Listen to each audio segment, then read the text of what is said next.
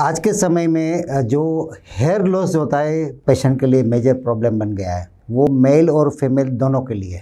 तो शुरू में जो हेयर फॉल जो होता है वो रिवर्सिबल होता है, पर लेटर स्टेज में वो इरिवर्सिबल हेयर लॉस हो जाता है, जिसमें बाल का टेम्पररी और परमानेंट रूट दोनों चले जाते हैं। तो आज हम बात करेंगे कि जो हेयर ट्रांसप्लांट, हम इसके रूट कॉज में नहीं जाएंगे कि भाई जेनेटिक है, हार्मोन इम्बेलेंस है, डाइट से, स्ट्रेस से, कोई बीमारी की वजह से, ड्रग की वजह से, काफ़ी चीज़ होता है जो हेयर लॉस जाने का। परंतु एक बार बाल का दोनों रूट चला गया फिर वो वापस नहीं आता है। तो आज हम बात करें hair transplant. Hair transplant ladies और जेंट्स दोनों को कर सकते हैं। काफ़ी लेडीज़ में भी अभी जो लुडविंस जो ग्रेडिंग जो होता है 1, 2, 3 होता है, 1 और 2 जो होता है मेडिकल लाइन ऑफ ट्रीटमेंट से ठीक होता है, परंतु ग्रेड 3 में फीमेल में भी हेयर ट्रांसप्लांट करना पड़ता है। और काफ़ी फीमेल ऐसी होती है उसमें मेल पैटर्न बालनेस होता है, आगे वो ऐसे अंदर चला जाता है, तो वहाँ रूट चला जाता है, एकदम स्किन इससे फ्लैट हो जाती है, बाल का जो ओपनिंग होता है वो अगर बंद हो जाता है तो फिर इसमें हेयर ट्रांसप्लांट करना ज़रूरी है। चाहे फिर कितना भी आप ट्रीटमेंट लो, कितना भी पीआरपी, कितना भी मिजो, कितना मिनोक्सिडिल, कितना भी सप्लीमेंट विटामिन की खाएंगे, फिर भी वो बाल नहीं है, तो वहाँ ट्रांसप्लांट की ज़रूरत पड़ती है। तो मेल और फीमेल दोनों में चाहिए स्कारिंग एलोपेशिया और ये pattern hair loss. Scarring alopecia means कोई बर्न्स जल जाने के बाद, कोई एक्सीडेंटल इंजरी होता है, कोई स्टिच धागा होना है, कोई ट्यूमर, कोई सर्जरी करने के बाद जो स्किन निकालने के बाद जो स्कारिंग पड़ता है तो वहाँ बाल नहीं आता है, तो उसको बोलते हैं स्कारिंग एलोपेशिया। और नॉन स्कारिंग में जो पैटर्न जो हेयर लेस बोलते हैं, जेंट्स को आगे होता है, फिर पीछे होता है, फिर धीरे धीरे पीछे वाला आगे बढ़ता है और आगे वाला पीछे बढ़ता है, उसको बोलते हैं। पूरा जब बाल चला जाता है उसको ग्रेड 7 एलोपेशिया बोलते हैं। और शुरू में जो ग्रेड 1, 2, 3 जो होता है वो रिवर्सिबल होता है। जो हेयर लॉस जो होता है, हमारे जो सर में 1 लाख हेयर फॉलिकल्स होता है, इसमें जो 60,000 होता है साइड में और पीछे होता है, और 40,000 फॉलिकल्स ये बीच वाले पार्ट में। और ये 40,000 जो फॉलिकल होता है वही रिसेप्टर होता है। रिसेप्टर मीन्स जो हमारा ब्लड में जो हार्मोन्स जो प्रोडक्शन होता है, जो टेस्टोस्टेरोन, वो हार्मोन रिसेप्टर पर वो इंटीग्रेट होते हैं, बाकी के पार्ट में रिसेप्टर नहीं होते। इसीलिए आप देखो, चाहे कितना भी बालनेस हो, साइड का बाल और पीछे का बाल कभी नहीं जाता। ये जस्ट एग्जाम्पल, चाहे कितना भी टीवी बढ़ा लो, परंतु अगर आपने कोई कनेक्शन टाटा स्काई और केबल कनेक्शन नहीं लिया तो टीवी नहीं आएगा। तो सेम ऐसा होता है, जो रिसेप्टर यहाँ जो एंटेना जैसा होता है वही चिपकता है, तो ये जगह ऐसी है तो यहाँ वो रिसेप्टर रहता है। अगर इसीलिए ट्रांसप्लांट जो डोनर एरिया हो तो पीछे से लेते हैं। अगर ये आपने वो डोनर एरिया कोई यहाँ से लिया और आपने यहाँ रख दिया तो बाल गिर जाएगा, क्योंकि जो डिजीज़ प्रोसेस है वहाँ भी स्टार्ट हो जाती। इसलिए यहाँ से बाल लेके उसको यहाँ और इम्प्लांट करते हैं। हेयर ट्रांसप्लांट में 2 टेक्निक है, एक FUT और FUE। FUT means follicular unit transplant. इसमें एक सर्जरी मदद से एक इंसिजन आता है, वो स्ट्रिप बार निकालते हैं, स्ट्रिप में से एक बाल अलग करके फिर ट्रांसप्लांट करते हैं। और FUE जो बोलते हैं फॉलिकुलर यूनिट एक्सट्रैक्शन, इसमें वो एक हेयर निकालते हैं, यहाँ से स्ट्रिप नहीं काटते। FUE में कोई धागा नहीं आता, स्टिच नहीं लेते, विदाउट स्टिच वाली सर्जरी। और FUT में गजनी में कैसे स्कार होता है वैसे ये स्कार होता है, इसीलिए आज तक कोई FUT कम करते। हाँ, जिसको पीछे डोनर बहुत कम होता है इसमें कंबाइन करते कि जो सेंट्रल पार्ट में FUT स्ट्रिप निकालते हैं और सराउंडिंग एरिया से FUE करते हैं, फॉलिकुलर यूनिट एक्सट्रैक्शन। तो फॉलिकुलर यूनिट एक्सट्रैक्शन में यहाँ से उसका ऐसे डिज़ाइन करते कि बाल की डेंसिटी ऐसे होती है, किसी में 1 बाल होता है, किसी में 2 बाल होता है, किसी एक रूट में 3 बाल होता है। तो ज़्यादातर ऐसे सर्जन जो सिलेक्ट करते हैं कि एक रूट में से मैक्सिमम बाल होते हैं, वैसे लेके यहाँ ट्रांसप्लांट करते हैं। हेयरलाइन डिजाइनिंग भी बहुत इंपॉर्टेंट होता है, जो आपका जो फेस का शेप कैसा होता है, आपकी हेयरलाइन जब आप छोटे थे तो कैसी थी, इसको सब ध्यान में रख के हेयरलाइन पूरी डिज़ाइन करते हैं। और हेयरलाइन में भी शुरू में जो डालते हैं वो लाइन होती है वो सिंगल हेयर वाले, और धीरे धीरे डबल ट्रिपल हेयर वाले डालते हैं, वो डेंसिटी के लिए। आगे वाले लाइन में यूजुअली सिंगल हेयर फॉलिकल वाला डालना जरूरी है ताकि वो नेचुरल लगे, अदरवाइज दूर से पता चल जाता है कि इसने हेयर ट्रांसप्लांट किया। हेयर ट्रांसप्लांट में प्री, पर, पोस्ट केयर बहुत ज़रूरी है। आप देखो, अगर फार्मर जो होता है, खेडूत, अगर ज़मीन में प्रिपरेशन ना करे और ऐसे ही वो डाल दे कोई दाना और जो ग्रो होता है, और दूसरा प्रिपरेशन के बाद वो सब बियारण वो सब डाले, तो कैसे जो उसका जो पाक जो आता है अच्छा आता है। वैसे भी कोई भी ट्रांसप्लांट में पेशेंट आके बोल दे मुझे कल ट्रांसप्लांट कर दो, तो रिजल्ट इतना अच्छा नहीं आता। इसको प्रिपरेशन होता है, इसका मेडिकेशन प्रॉपर होना चाहिए, इसका टॉपिकल एप्लीकेशन, इसका सप्लीमेंट, वो 6 महीने 7 महीने प्रॉपर मेडिकेशन से क्या होता है, मानो कि यहाँ पेशेंट को 40,000 बाल से 20,000 बाल चले गए, तो पीछे सिर्फ 20,000 बाल है। तो डेंसिटी जब तक 50% बाल कम नहीं हो तब तक स्किन दिखता नहीं। आपकी स्किन दिख गई, इट मीन्स कि आपका इतने 40,000 बाल में से 20,000 बाल चले गए, तभी स्किन दिखती है। और बाल कम हो जाता है, सिर्फ 10-15,000 बाल रहता है, तो तब पूरी वो स्किन दिखती है। आप ट्रांसप्लांट में तो कितना 3,000, 4,000, 5,000, बहुत बहुत तो 10,000 बाल डाल सकते हो। वो आपको 40,000 बाल का रिप्लेसमेंट नहीं है। इसीलिए काफ़ी पेशेंट हमने हेयर ट्रांसप्लांट शुरू में जो किया फेलियर क्यों हुआ है कि डॉक्टर को और पेशेंट को ऐसा लगे एक बार हेयर ट्रांसप्लांट किया कहानी ख़त्म। ऐसा नहीं है, क्योंकि आपने डाला तो 3,000 बाल, और डिजीज़ अगर प्रोग्रेसिव है, जेनेटिक है सपोर्ट और स्ट्रॉन्ग फैमिली हिस्ट्री है, तो बाकी का हेयर धीरे धीरे वो तो कम होता जाएगा। और डाला है आपको ने 3,000 और फिर आसपास का 6-7,000 बाल कम हो गए, तो आपको ऐसा लगे कि हेयर ट्रांसप्लांट करने की वजह से मेरा बाल चला गया। परंतु आपका जो ट्रांसप्लांट वाला हेयर तो वहीं रहेगा, परंतु सराउंडिंग हेयर का पतला हो गया, का गिर गया, इसीलिए आपको वो डेंसिटी कम लगती है। इसीलिए हम ऑलवेज पेशेंट को बोले कि जो पोस्ट केयर नहीं रख सके वो पेशेंट की कभी सर्जरी नहीं करनी चाहिए। अदरवाइज़ क्या होगा, तब तक तो पेशेंट तो बाल आ जाए 1 साल में, और 2-3 साल के बाद वो बाल धीरे धीरे कम हो जाएगा। वापस बोलता हूँ, ट्रांसप्लांटेड जो हेयर किया है वो कभी नहीं जाएगा, वो लाइफ टाइम रह गया, क्योंकि वो पीछे से ऐसी जगह के लिए कि हार्मोन्स का रिसेप्टर ही नहीं है, इसीलिए वो रहेगा। परंतु वो डाला है 3-4 हज़ार, आगे का सराउंडिंग 20-30 हज़ार बाल कम हो गए, तो फिर वो सिर्फ ऐसे ही वो जुआरा के माफक पड़ा रहेगा, तो दूर से लगेगा ये ट्रांसप्लांटेड बाल है और सराउंडिंग बाल है कम है। इसीलिए पोस्ट सर्जरी भी मिनोक्सिडिल और इसकी जो टैबलेट जो आती है, सप्लीमेंट आती है, उसको आपको प्रोलॉन्ग पीरियड पे रखना चाहिए। चाहे बाद में आप वीक में 1 और 2 गोली लो, लो डोज में लो, पर मेंटेनेंस करना ज़रूरी है।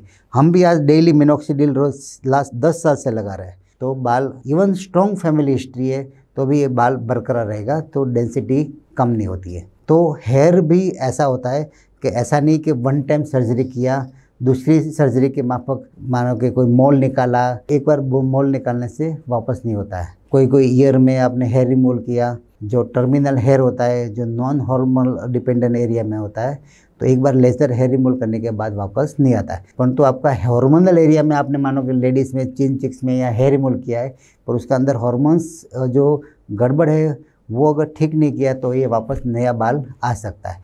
तो सेम लॉ एप्लीकेबल यहाँ भी है कि भाई ट्रांसप्लांटेड बाल तो टिक जाएगा, परंतु अनट्रीटेड जो केस होता है इसमें धीरे धीरे बाकी का हेयर धीरे धीरे पतला होके फिर ये गिर जाता है। तो हेयर ट्रांसप्लांट में प्रोसीजर में कैसा होता है कि पहले ब्लड टेस्ट पूरा जो नॉर्मल जो प्री सर्जिकल ब्लड चेकअप करते हैं, और एक बार फिजिशियन फिट फॉर सर्जरी बोले तो सर्जरी 18 साल से लेके 70 साल तक कोई भी करवा सकते हैं, परंतु लेटर एज में बाकी का डिजीज़ और वो कौन सी मेडिकेशन खाते वो सब ध्यान में रखना पड़ता है।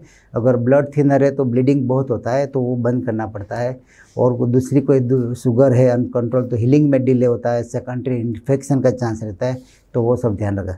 अदरवाइज़ ये सर्जरी सेफ़ है। ये फिजिशियन एक बार फिटनेस सर्टिफिकेट दे दे तो फिर कोई भी लोग ये सर्जरी करवा सकते हैं। डे 1 में डॉक्टर जो प्री मेडिकेशन थोड़ी दवाई देते हैं, जो आपका डर्मेटो सर्जन प्लास्टिक सर्जन है, इसमें 2 टाइप की 7 ऑन अन7। कोई मानो कि कोई सेलिब्रिटी है, मीन्स किसी को इम्पोर्टेंट ओकेजन होता है तो वो पूरा बाल निकालने के लिए मना करते हैं, तो उसको बोलते हैं अन7 में। इसमें क्या बीच में ढूंढ के बाल डाल दे, परंतु अन7 में यूजुअली आप 1000 से ज़्यादा बाल नहीं डाल सकते, क्योंकि वो बाकी का वो बाधा रूप रहता है। खासतौर फीमेल में हम अन7 करते हैं, मेनली आगे वाले पार्ट में।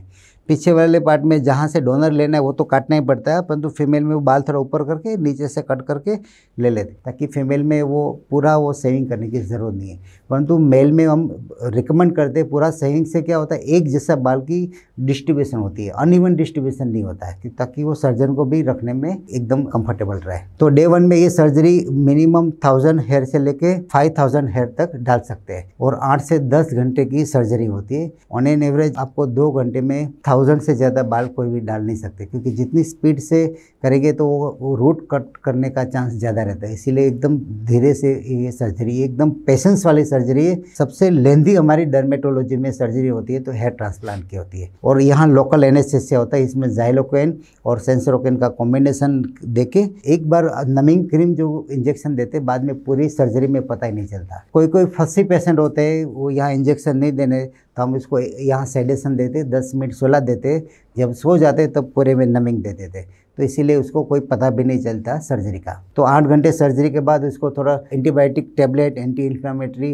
टेबलेट और विटामिन की टेबलेट देते हैं फॉर 1 वीक के लिए। फिर हर घंटे उसको नॉर्मल सलाइन डालना बहुत ज़रूरी है। अगर नॉर्मल सलाइन नहीं डाले तो कभी कभी क्या ये स्काल्प एकदम ड्राई हो जाता है और हेयर जो ट्रांसप्लांट जो डाला वो पॉपअप करके बाहर निकल जाता है। इसलिए एवरी आवर सलाइन डालना जरूरी है। इससे 2-3 फायदा रहता है। हेयर जो होता है न्यूट्रिशन मिलते हैं, क्योंकि आपने हेयर ट्रांसप्लांट जो बाल दिया और ब्लड के साथ कनेक्शन में इसको 2-3 दिन जरूर लगता है। अगर वो दरमियान बाल को कोई इलेक्ट्रोलाइट का सप्लीमेंट नहीं मिला तो ये बाल रूट सूख जाएगा। तो काफ़ी लोग देखते कुछ ट्रीटमेंट नहीं करते, ध्यान नहीं रखते, तो इसका जो हेयर की जो डेंसिटी होती है वो थीन आती है। बाल तो ज़रूर आता है, वो पतला आता है। इसलिए शुरू में 2-3 दिन दवाई खाना बहुत ज़रूरी है। हर घंटे सलाइन डालना ज़रूरी है। डस्ट सनलाइट नहीं होना चाहिए, हो सके अवॉइड करना बाहर जाने का। अगर जाना है तो सर्जिकल कैप पहन के जाने का। कोई एक्सरसाइज और जिम एक्टिविटी स्विमिंग कुछ नहीं कर सकते, ना ऑयल एप्लीकेशन ना शैम्पू। पहले दिन जब आएंगे सर्जरी के दूसरे दिन तो हमारे क्लिनिक में उसको वॉश करते हैं। थोड़ा एसेप्टिक एनवायरनमेंट चाहिए, अदरवाइज इन्फेक्शन लग गया तो वो इतना हेयर, क्योंकि यहाँ से तो हमने रूट के साथ निकाल दिया और अगर यहाँ कुछ गड़बड़ होगी तो वो भी बाल जाएगा। तो पेशेंट को दोनों नुकसान से, यहाँ से गया यहाँ भी गया। इसीलिए जो सर्जन आपको चूज़ करते हैं वो एक्सपर्टाइज होना चाहिए और जो ट्रीटिंग जो टेक्नीशियन होता है वो भी एक्सपर्टाइज होना है। कभी कभी क्या होता है, पेशेंट कम खर्चे सस्ते के लालच में कभी कहीं भी जगह पे नॉन रेप्यूटेड सेंटर में भी वो हेयर ट्रांसप्लांट करवा दे। तो अभी काफ़ी पेपर में देखे कि हेयर ट्रांसप्लांट के बाद पेशेंट एक्सपायर होता है, ऐसा भी देखा है कि वो ज़्यादा एनेस्थेसिया दे दिया हो सकता है। काफ़ी पेशेंट को ऑलरेडी एग्जिस्टिंग डिजीज़ होता है परंतु पेशेंट को भी पता नहीं रहता है। किसी को वाल का प्रॉब्लम होता है, काफ़ी बीमारी रहती है, परंतु यूजुअली यंग एज में ज़्यादा टेस्ट डॉक्टर भी नहीं करते और पेशेंट ने भी नहीं करवाता। परंतु अंडरलाइन 2-3 केस ऐसा था कि पेशेंट को ऑलरेडी कार्डियक प्रॉब्लम था और ये एनेस्थेसिया की वजह से वो प्रॉब्लम अग्राउट हो गया, तो पेशेंट घर जाके कोलैप्स हो गया और एक्सपायर हो गया। तो जो जगह पे इमरजेंसी ट्रीटमेंट की किट अवेलेबल हो, क्वालिफाइड डॉक्टर हो, आईसीयू आसपास में हो, वैसी जगह पे करने से आपको कोई रिस्क नहीं रहता है। वैसे सर्जरी एकदम सिंपल है, इजी है, टाइम कंज्यूमिंग है, परंतु रिजल्ट ओरिएंटेड सर्जरी है। फिर सेकंड डे के बाद सलाइन बार बार डालने से फिर आपको थर्ड डे वापस एक बार क्लिनिक बुलाते हैं, क्लीनिंग करके वापस भेज देते हैं। 7 डे बुलाते हैं, 30 डेज़ के बुलाते हैं। 3rd वीक के बाद आप शैम्पू रूटीन, आप बेबी शैम्पू यूज़ कर सकते हैं। पर जब शैम्पू करें तब विग्रेसिवली ऐसे धीरे धीरे से हाथ में फोम बना के ऐसे फोम रखना, फिर ऊपर शावर के नीचे नहीं बैठना, ऐसे टम्बलर से वो पानी धीरे धीरे निकाल देना। और एंटीबायोटिक क्रीम सॉफ्रामाइसिन बीटाडिन जैसी क्रीम है वो आपको यहाँ जहाँ डोनर जहाँ से स्किन लिया वो बार बार लगानी है। यहाँ कोई क्रीम नहीं लगानी, यहाँ सिर्फ सलाइन। 3rd वीक के बाद आपको यहाँ कुछ नहीं लगाना, ड्राई रखना है, क्योंकि जितना वेट करेंगे उसका ग्राफ्ट निकलने का चांस रहता है। आपको जो भी लगाना है डोनर साइड में लगाना, ये एकदम ड्राई रखना एक्सेप्ट नॉर्मल सलाइन। फिर धीरे धीरे आपको 4th वीक के बाद आपको पीछे से जो जहाँ से बाल लिया है वो आसपास में बाल आना स्टार्ट हो जाएगा। 1 महीने के बाद ये जो ट्रांसप्लांट किए वो बाल धीरे धीरे एक बार गिर जाते हैं। काफ़ी पेशेंट को ऐसा लगता है कि बाल तो गिर गया, ऐसा नहीं होता है। बाल जो ट्रांसप्लांट करते हैं, एनवायरनमेंट बदल गया ना, तो ऊपर का उसका टेम्पररी रूट निकल जाता है, परमानेंट रूट चिपक जाता है। तो 2nd और 3rd मंथ के बाद वो बाल धीरे धीरे ग्रो होते हैं और 9 मंथ तक उसकी हेयर साइकिल पूरी हो जाती है। तो आपको at least 6 month to 9 month wait करना पड़ेगा पूरा ऑप्टिमम रिजल्ट लाने के लिए। किसी को इम्पोर्टेंट ओकेजन होता है तो उसको हो सके पहले सर्जरी कर देना का बाद में, क्योंकि इसमें कोई बोला कि मेरे 2 महीने के बाद फंक्शन है तो सर्जरी पॉसिबल नहीं है, रिजल्ट नहीं आएगा। का पहले करवाना 6-7 महीने पहले, का बाद में करवाना। और इसमें एक बार बाल आ गया फिर जो बाल ट्रांसप्लांट किया वो लाइफ टाइम रहेगा, वो कभी नहीं जाएगा। परंतु आपको मैंने पहले बोला कि इसकी पोस्ट केयर बहुत ज़रूरी है। इसकी जो टैबलेट होता है, इसका जो मिनॉक्सिडिल सॉल्यूशन है 5%, 10%, 12% डिपेंड ऑन सीवियरिटी, आपको हमेशा यूज़ करना है। लेडीज़ को होता है तो 2% minoxidil. Post procedure, post surgery बहुत ज़रूरी है। आप जैसे हेयर ऑयल कैसे डालते हो वैसे एक आदत ही डाल देना, भले आप 1 से डे लगाते हो, ऊपर लगाना बहुत ज़रूरी है। और किसी को ज़्यादा हेयर लॉस है तो उसको 2 स्टेप में 3 स्टेप में भी सर्जरी कर सकते हैं। मानो कि पूरे ग्रेड 7 है तो पहले आगे डाला, फिर बीच में डाला और लास्ट में पीछे का, फिर 1st और 2nd और 3rd में जो बीच में गैप है, ऐसे 3 स्टेज में सर्जरी करते हैं। किसी को डोनर एरिया पुअर है तो इसमें से बियर्ड में से भी हेयर ले सकते हैं, चेस्ट में से बाल जो ले सकते हैं, अंडर आर्म्स में बिकिनी एरिया जो लाइन होता है फीमेल में, और जेंट्स में जो प्राइवेट पार्ट में से भी बाल। परंतु वो बाल जो होता है वो मेन बाल में नहीं यूज़ कर सकते, परंतु वो सिर्फ डेंसिटी बढ़ाने के लिए बीच बीच में डाल सकते हैं। हेयरलाइन जो होती है ऑलवेज का पीछे वाला और का बियर्ड का बाल यूज़ कर सकते हैं। आशा रखता हूँ कि ये पूरा इन्फॉर्मेशन आपको काम लगे और ये सर्जरी एकदम रिवॉर्डिंग है, ज़्यादा डरने की ज़रूरत नहीं है। एक्ट जो होता है वो वाइजली आपको चूज़ करना पड़ेगा, ट्रीटिंग डॉक्टर, ट्रीटिंग सेंटर।